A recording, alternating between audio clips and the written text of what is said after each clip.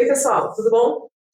Eu trouxe esse vídeo aqui hoje para a gente conversar um pouquinho sobre um paciente meu que eu percebi dentro do consultório o tanto de farmacologia pura que eu estava aplicando nele.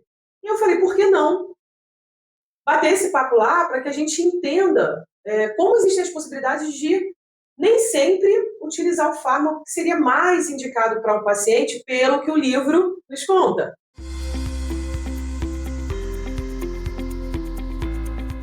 Quem foi esse paciente? Ele é um cão.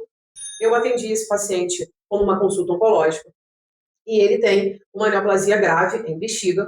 Ele já chegou para mim com uma neoplasia bastante grave, tomando aí uma proporção importante, né, da região da bexiga. Eu vou deixar aqui para vocês as imagens, para quem entende um pouquinho ali de ultrassonografia.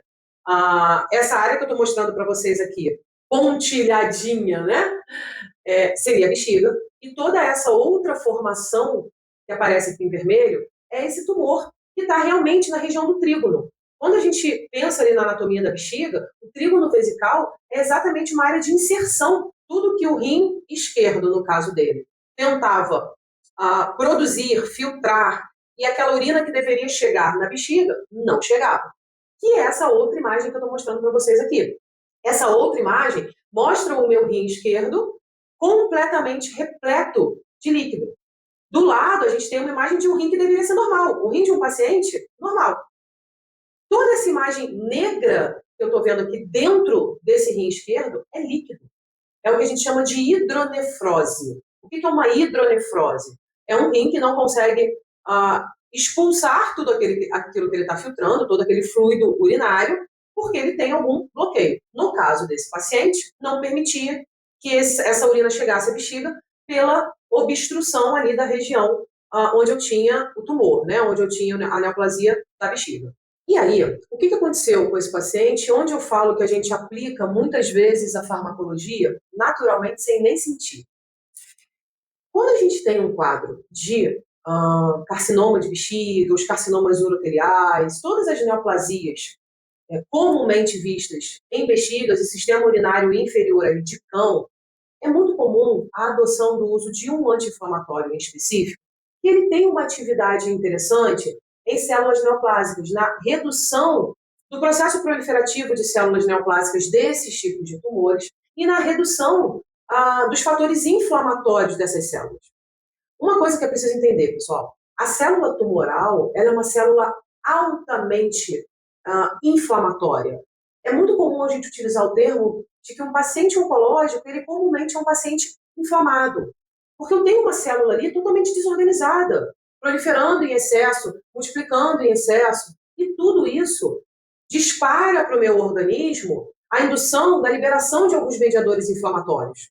Então, os meus pacientes oncológicos, eu falo muito isso, eles têm sempre uma luzinha acesa, um alerta de falar assim, esse paciente pode desencadear uma cascata inflamatória muito rápida, por qualquer coisa. E aí ele pode entrar numa síndrome inflamatória muito rápida, por qualquer coisa. Então, nós temos, no caso desses tumores de bexiga, uma indicação do uso de um anti-inflamatório não esteroidal, da classe específica dos piroxicans. O piroxicam, ele já é bastante conhecido dentro da oncologia veterinária e também da oncologia humana, como um anti-inflamatório com uma boa resposta em células tumorais. Alguns tumores de cavidade oral e principalmente nos tumores de bexiga. Então, entendendo a farmacologia do piroxicam, entendendo a oncologia, a área que eu trabalho, entendendo que o meu paciente tinha um tumor em bexiga, qual é a lógica? Usar o piroxicam com ele, talvez fosse a minha melhor escolha. Até aí, tá ótimo. Eu estou falando de farmacologia. Eu ainda não comecei a falar do raciocínio clínico de um paciente. E aí é que vocês vão entender uma virada de chave de falar assim, sempre eu vou utilizar o que o livro me diz? Sempre a minha melhor escolha é o que a literatura já padronizou, por exemplo, para aquele tipo de tumor? Será que todas as vezes a receita de bolo pronta vai ser a minha melhor escolha? Quem era esse paciente? Um paciente adulto, aparentemente saudável, mas que trazia um exame de sangue, que eu estou mostrando aqui para vocês agora, com uma alteração renal importante. Se vocês perceberem ali os valores que estão marcados como ureia e creatinina, esses valores eles estão elevados em comparação aos padrões que nós temos ali para a espécie canina. O que isso me chama a ficar mais atenta?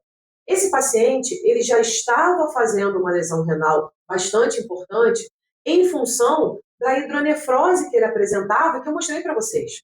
O rim esquerdo dele estava obstruído. O rim esquerdo, gente, o rim é uma bomba. Pensa numa bomba, sabe aquelas bombas caseiras que a gente tem lá no quintal e que ela está puxando água de algum lugar? O que essa bomba está fazendo? Puxando a água e jogando para fora, numa mangueira. Se eu vou lá na ponta dessa mangueira e bloqueio a saída, toda aquela água que está sendo jogada vai começar a voltar para a bomba. E essa bomba não vai trabalhar direito. Em algum momento ela vai pifar, ela vai queimar, ela pode estourar. Isso é o rim. O rim, ele está ali filtrando toda a corrente sanguínea, o sangue chega, o fluxo renal, produzindo e trabalhando no processo de filtração para produzir a urina. Esse produto final, que é a urina, precisa sair e vai chegar até a bexiga.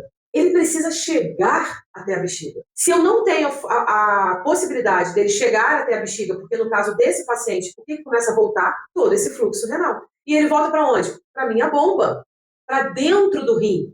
O que começou a acontecer com esse rim? Ele vai dilatando, dilatando, dilatando, dilatando, e ele vai perdendo a sua função. Como que essa função começa a ser percebida no exame de sangue? Dentre tantos outros fatores, um deles é o que esse paciente já me mostra, uma ureia e uma creatinina elevadas. E aí, onde entra o raciocínio da farmacologia? O piroxicam é uma classe de anti-inflamatórios não esteroidais que ele vai bloquear a minha cascata inflamatória, bloqueando a ciclooxigenase. Ciclooxigenase do tipo 1 e ciclooxigenase do tipo 2. Quem é a ciclooxigenase do tipo 2? É um mediador inflamatório, na verdade é um precursor do mediador inflamatório que vai agir de uma forma bem seletiva na produção realmente da inflamação, da característica da inflamação, da dor, da perda da função. Quem é uma ciclooxigenase do tipo 1? Ela é uma enzima que também possui funções fisiológicas, de produção, por exemplo, de secreções mucoides que protegem a parede do estômago, de manutenção de um fluxo renal adequado, e aí, consequentemente, ela também está agindo na minha função renal. Então, quando eu uso um anti-inflamatório e ele bloqueia, por exemplo, a cascata da ciclooxigenase 1 e 2, eu vou bloquear a minha cascata inflamatória, que é meu objetivo final. Mas eu também estou bloqueando uma via que é produtora de substâncias úteis ao meu organismo. Por exemplo, o muco de proteção gástrica, por exemplo, a função fisiológica normal desse rim. Então eu tenho que tomar cuidado, por quê? Se eu utilizo um anti-inflamatório não esteroidal, um AINE, que bloqueia essas duas vias, eu também vou bloquear uma função fisiológica dentro do meu paciente. Principalmente no sistema gastroentérico e no sistema renal. Mas, Amanda, o piroxicam age nessas duas cascatas? Sim, o piroxicam bloqueia a COX-1 e a COX-2. Então, nesse paciente, eu ia ter a atividade que eu busco, que é uma atividade anti-inflamatória daquela célula neoplásica, da atividade que aquele carcinoma pode estar causando nesse paciente. Mas eu estou falando de um paciente que já tinha uma lesão renal, que já me mostrava um rim esquerdo alterado na imagem do ultrassom, sinalizando uma alteração na imagem também, nos resultados também da ureia e da creatinina. Mas eu preciso desse anti-inflamatório. Por quê? Porque ele age na célula tumoral. Pessoal, aí eu estou tratando o tumor, eu não estou tratando o paciente. Vocês entendem que eu não posso tratar um tumor? Tratar o tumor seria talvez fazer com que eu tivesse a escolha pelo piroxicam. E o paciente? Vai adiantar eu tratar um tumor e piorar a função do paciente, por exemplo, na condição renal? E aí eu perco o paciente por uma injúria renal aguda? Eu estou errando. Essa é a aplicação, talvez, errada ou não ideal da farmacologia.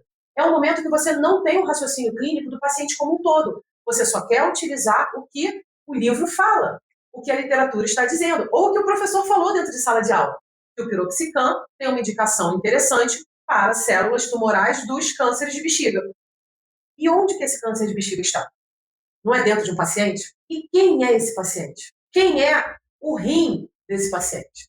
Será que, nesse caso, eu tenho a indicação da utilização do piroxicam? Aqui entram o conhecimento, o entendimento das classes dos fármacos que nós diariamente prescrevemos. Aqui entra entender Quais são as classes que eu tenho dentro dos anti-inflamatórios não esteroidais? Por quê? O piroxicam, ele está ali numa família, junto com outros anti-inflamatórios, que bloqueiam COX-1 e COX-2. Mas eu tenho algumas famílias de anti-inflamatórios não esteroidais que se tendenciam a ser mais seletivos. Por exemplo, os coxibes. Na prática, a gente conhece muito o firicoxib. É um anti-inflamatório rotineiramente prescrito. Quem é o firicoxib?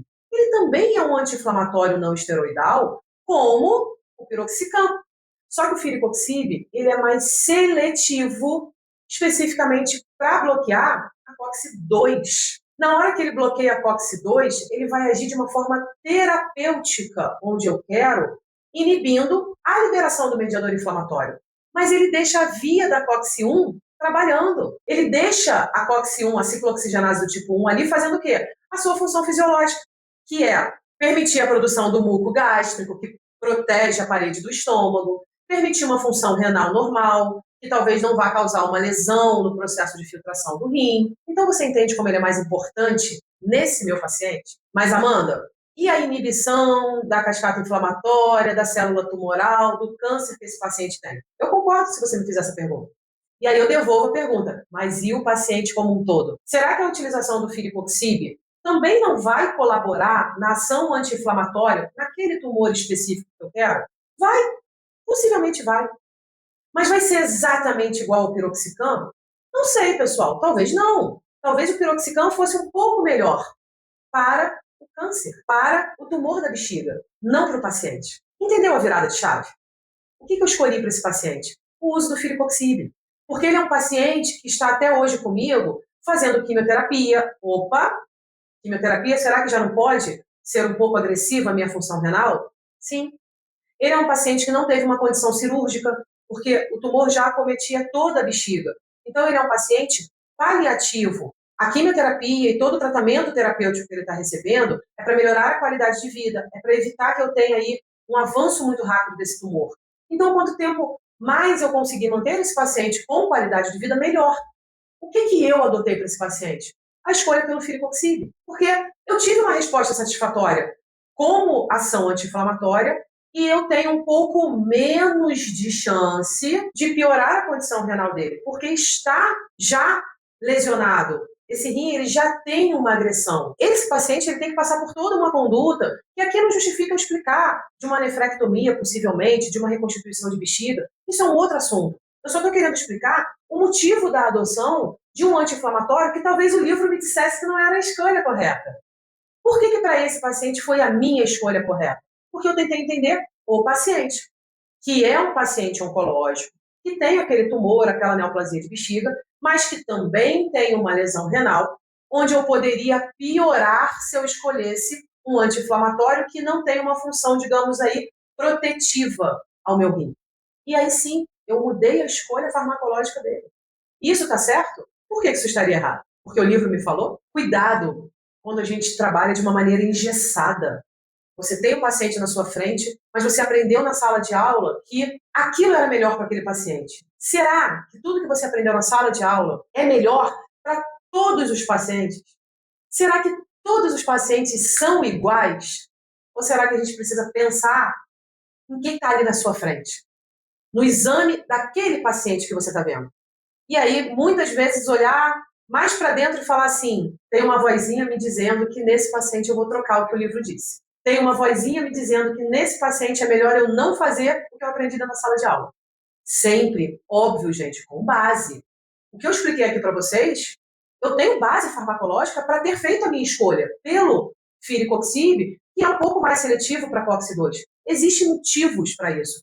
Eu não inventei a adoção de um medicamento novo para o paciente. Muito pelo contrário, também é uma medicação super indicada. Só que eu escolhi pensando num todo. E talvez tenha sido uma escolha assertiva. Esse paciente está caminhando muito bem, com uma qualidade de vida até muito melhor do que a nossa expectativa inicialmente pelo quadro dele, que é um quadro muito grave. O que eu preciso muito que vocês entendam aqui? Tratem o paciente, não tratem o papel. Entenda o cão e o gato que está na sua frente. Não é para você entender apenas o exame de sangue, o ultrassom, ou nesse caso uma biópsia. Eu queria saber o que vocês acharam desse vídeo, se é legal para vocês, quando a gente fala de casos clínicos também, dentro da minha rotina, e o principal, se ficou alguma dúvida. Você sabe o que é um anti-inflamatório não esteroidal? Você sabe quando escolher? Você sabe quem é a cascata da COX-1, da COX-2? Ficou claro? Se tiver em algum momento ficado alguma dúvida, me avisa. A gente grava um outro vídeo explicando tudo isso. Quem é uma ciclooxigenase do tipo 1, do tipo 2? Quando eu vou adotar um anti-inflamatório ou outro? Como eu sempre falo, vai ser um prazer falar cada vez mais aqui para vocês. Eu preciso que vocês me deem esse feedback. Me digam o que vocês estão achando e o que vocês querem que a gente converse por aqui.